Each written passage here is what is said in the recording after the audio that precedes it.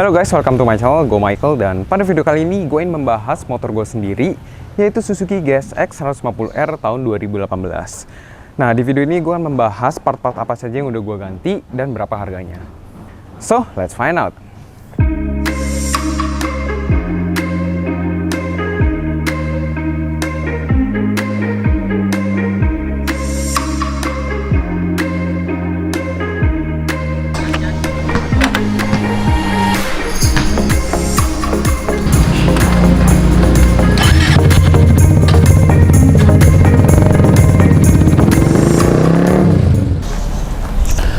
Oke guys, jadi sekarang gue akan bahas part-part apa saja yang udah gue ganti. Dan sebelum itu gue pengen cerita sedikit. Jadi motor gue ini adalah Suzuki GSX 150R tahun 2018.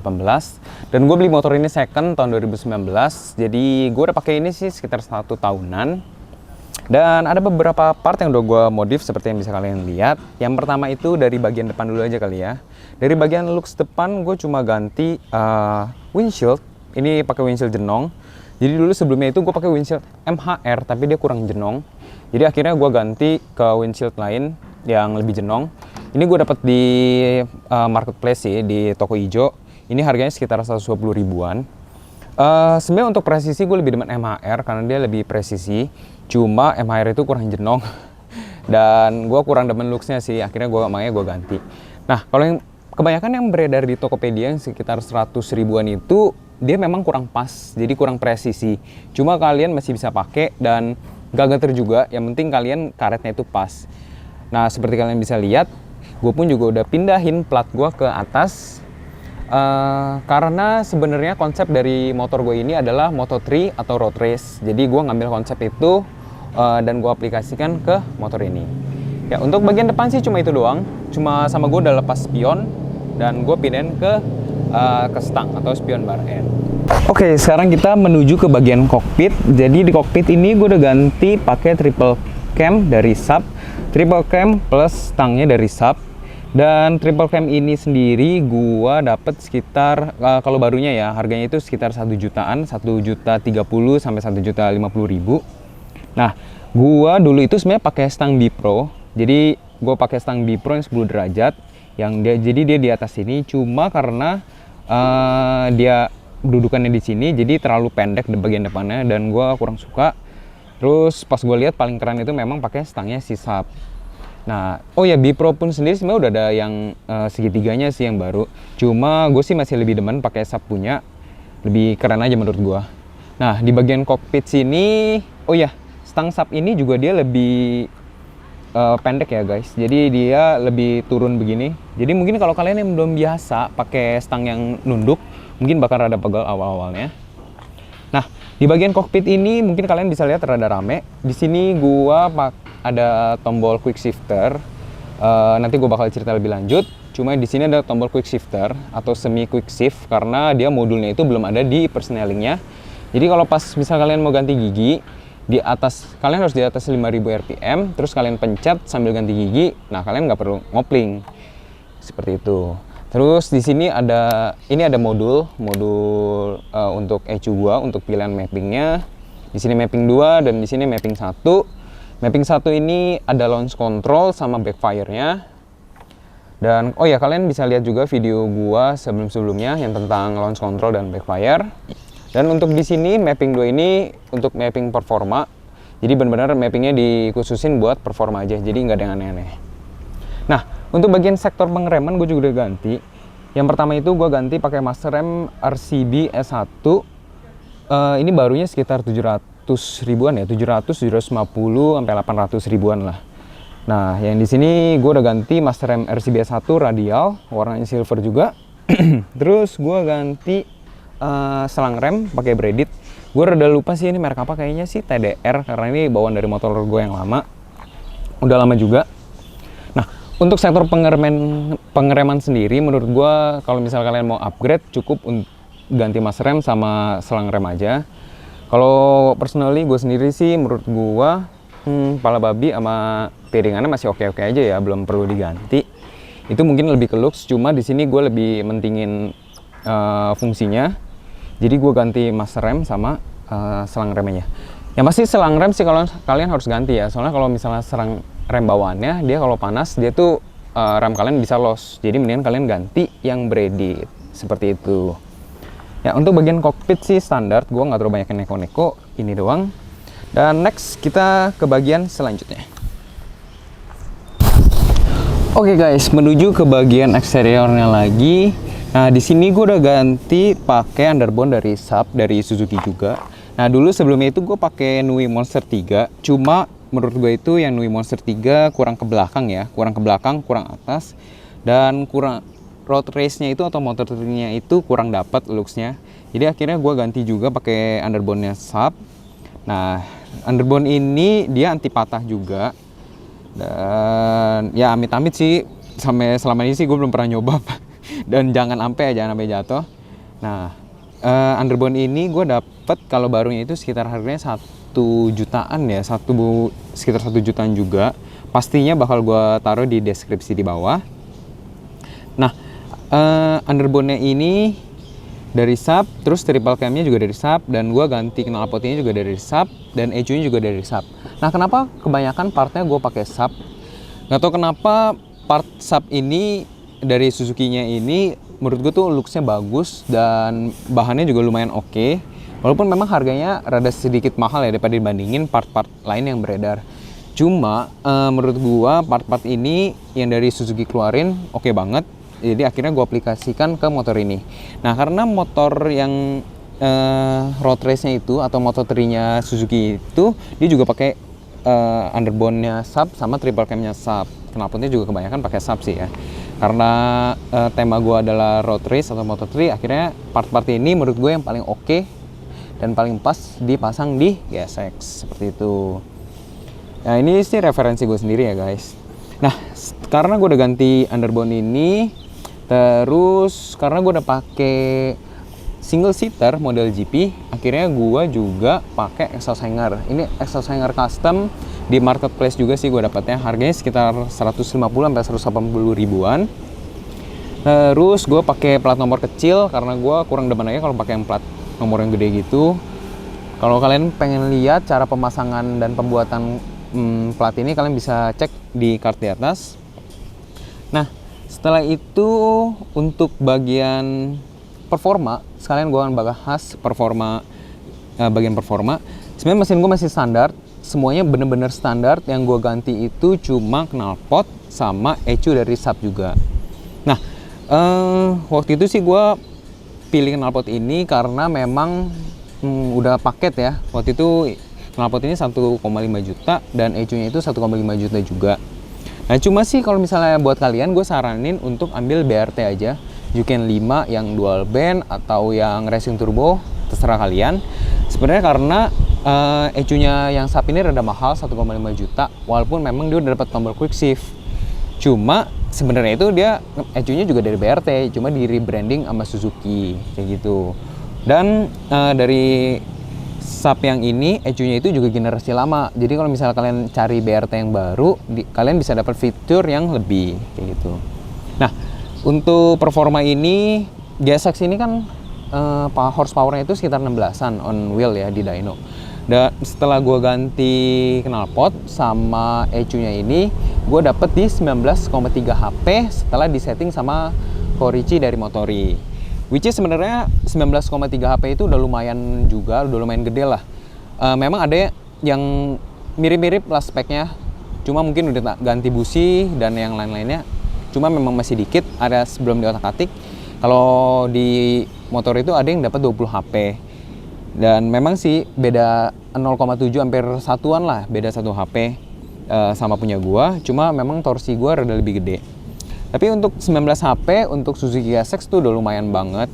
Karena ada yang juga dapat 18, 17 tergantung knalpotnya. Nah, gua pengen kasih tahu ke kalian juga kalau misalnya kalian pakai Suzuki GSX, cari knalpotnya itu yang rada panjang.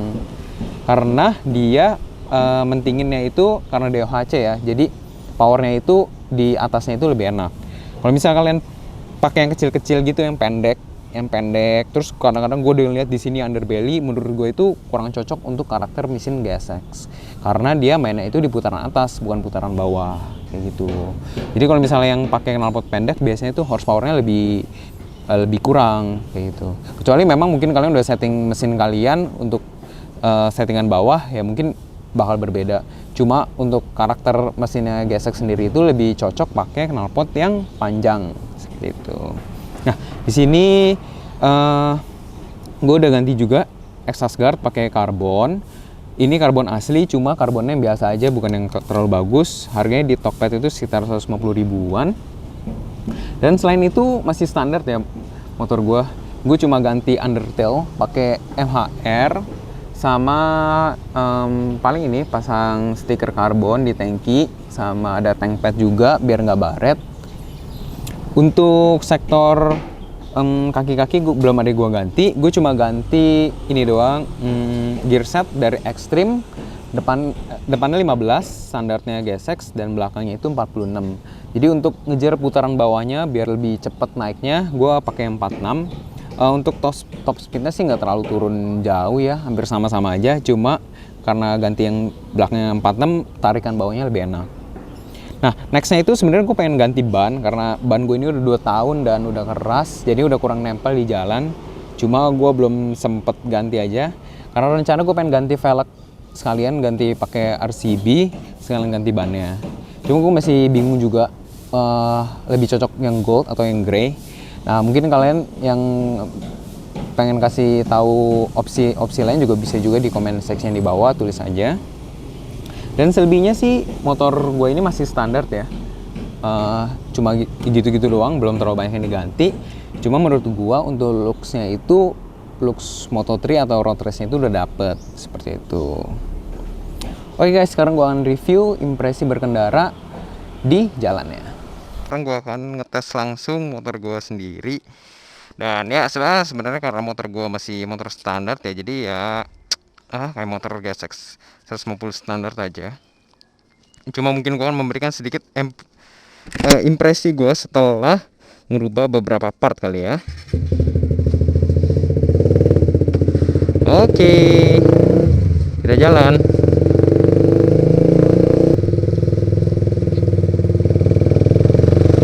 Ya, untuk handling sih standar motor GSX, standar motor 150, gampang buat nyelipnya. Cuma karena udah gue ganti pakai stang sap ini, jadi mungkin buat kalian yang pengen pasang stang sap ini, awal-awal itu pasti bakal pegel, karena di sini dia lebih pendek begini, lebih turun kayak gitu. Kalau gua udah biasa pakai, ya udah biasa aja ya, nggak terlalu pegel, biasa-biasa aja.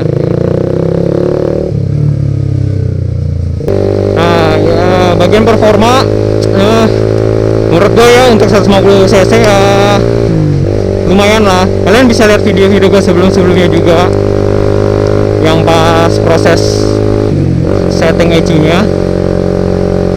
Tapi sih kalau pas sudah di perbedaan pas sebelum dan sesudah di setting ECU sih berasa banget ya. Pas sudah di setting ECU tenaga lebih enak dan nggak ada berebetnya gitu. Kalau dulu tuh di RPM 5000 6000 tuh kalau misal ditahan gitu kayak kayak rada nggak enak. Kalau sekarang sih udah enggak.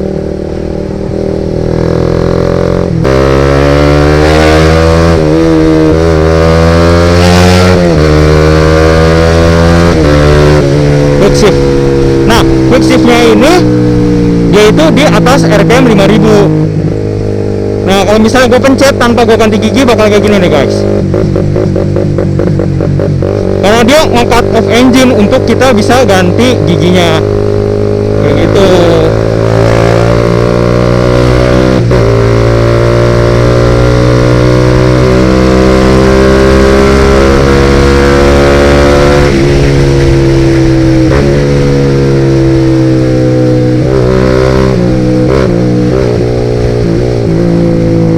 Untuk mesin, kalau misalnya kalian yang pengen budget yang nggak terlalu banyak perubahannya, ya plug and play, ya pakai ganti knalpot sub sama ECU sub, namanya 3 HP udah oke lah untuk jalan. Dan memang karakter mesin GSX sendiri itu kan di atas, jadi untuk tarikan bawahnya itu kalian bisa ganti pakai gearset Extreme untuk digedein belakangnya.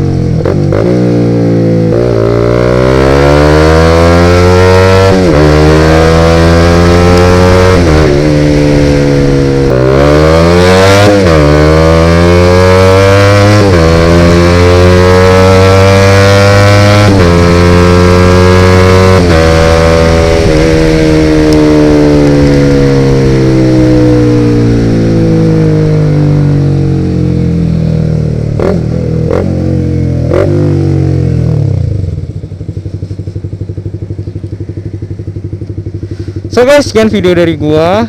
Jadi itu dia part-part yang udah gua ganti di GSX gua untuk mendapatkan road race atau Moto3 look.